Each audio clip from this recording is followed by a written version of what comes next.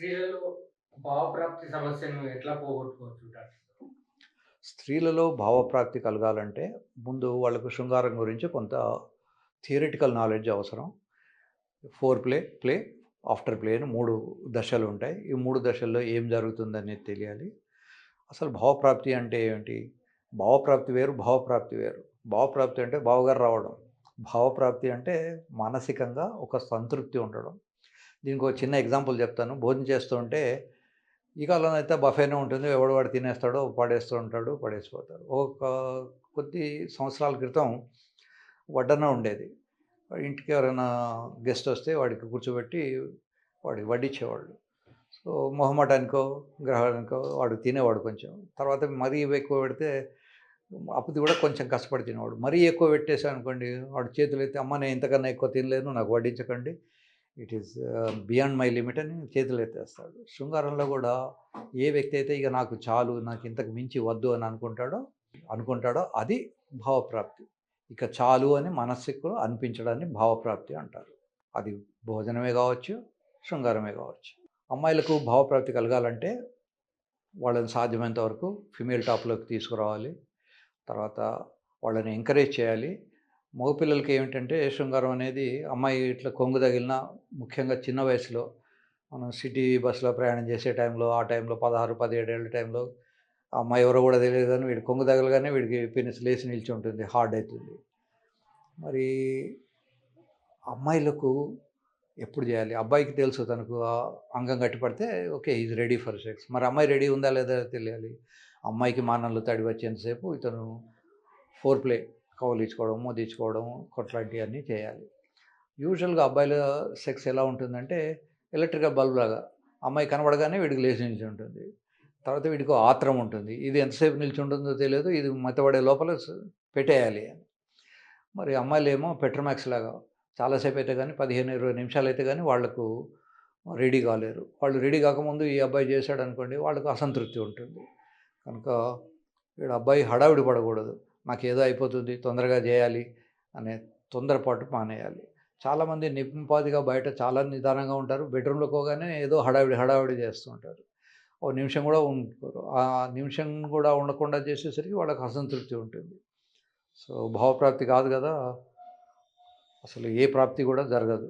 కనుక అబ్బాయిలు నిదానంగా ఉండడం నేర్చుకోవాలి. అమ్మాయిల్ని ప్రేరేపించాలి.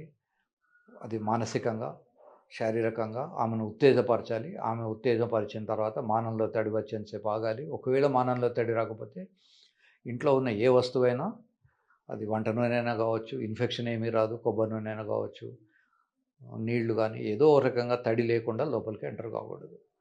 అమ్మాయిల్ని ఎంకరేజ్ చేయడము, ఉట్టప్పుడు అమ్మాయిలతో కాకుండా భార్యతో శృంగార విషయాలు మాట్లాడడము, ఇట్లాంటియన్నీ చేస్తుండాలి. తర్వాత ఎప్పుడు కూడా నోరు జారి "నువ్వు ఆ అమ్మాయి కన్నా అందంగా ఉన్నావు. ఫలానా అమ్మాయితో కంపేర్ చేస్తున్నావు" ఇట్లాంటి మాటలు మాట్లాడకూడదు. వాళ్ళకు మనసులో ఒక రకమైనటువంటి డౌట్ వస్తూ ఉంటుంది. సో, మీకు అంతకుముందు ఒకవేళ ఎక్స్‌పీరియన్స్‌లు ఉన్నా అవేవి తెలియనట్టే అమాయకంగా ఫేస్ పెట్టుకొని అమాయకంగా ఉంటేనే అమ్మాయిలైనా, అబ్బాయిలైనా సుఖపడతారు. అమ్మాయిలు గూడా వాళ్ళకున్న ఎక్స్‌పీరియన్స్ అంతా ఫలానా వాడికి చెప్పేసి, "ఇంతవరకు ఉన్నవాడు నా ఎక్స్ చాలా బాగా చేసేవాడు. వాడికి చాలా పొడవుగా ఉండేది. నీకు పొడవుగా లేదు." ఈ పొడవు దీని గురించి కూడా చిన్న ఎక్స్‌ప్లనేషన్ చెప్పాల్సిన అవసరం ఉంది. అంగం గట్టిగా ఉంటే గాని లోపలికెళ్ళదు. అది 30 సెంటీమీటర్లున్నా, 60 సెంటీమీటర్లున్నా దానికి గట్టిదనం లేకపోతే లోపలికెళ్ళదు. ఎంత గట్టిదనం ఉండాలి అంటే యాక్సియల్ రిజిడిటీ అంటారు. 500 గ్రామ్స్ బరువు మోసేంత బలంగా ఉంటేనే అది లోపలికెళ్తుంది. సో, అమ్మాయిలకు శృంగారంలో పాల్గొన్నప్పుడు అది లోపలికి వెళ్ళలేదు అన్న ఫీలింగ్ ఉన్నదనుకోండి, వాళ్ళంటారు "నీకు అంగం చిన్నగా ఉంది" అని. వీడు మెంటల్ అయిపోతాడు. ఏ డాక్టర్ చెప్పినా వినడు. "నీకు చిన్నగా లేదయ్య బాబు, గట్టిగా లేదు" అంటే వినిపించుకోడు. "నాకు పొడవు కావాలి" అంటాడు. పొడవులో అత్యంతమైనటువంటి ఆనందం ఏమీ ఉండదు.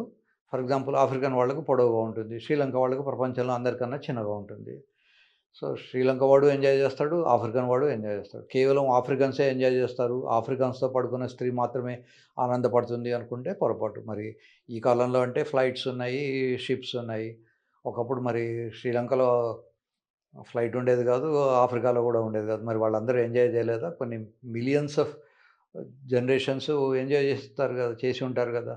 కనుక లెంగ్త్‌తో శృంగారం వస్తుంది అనుకోవడం పొరపాటు.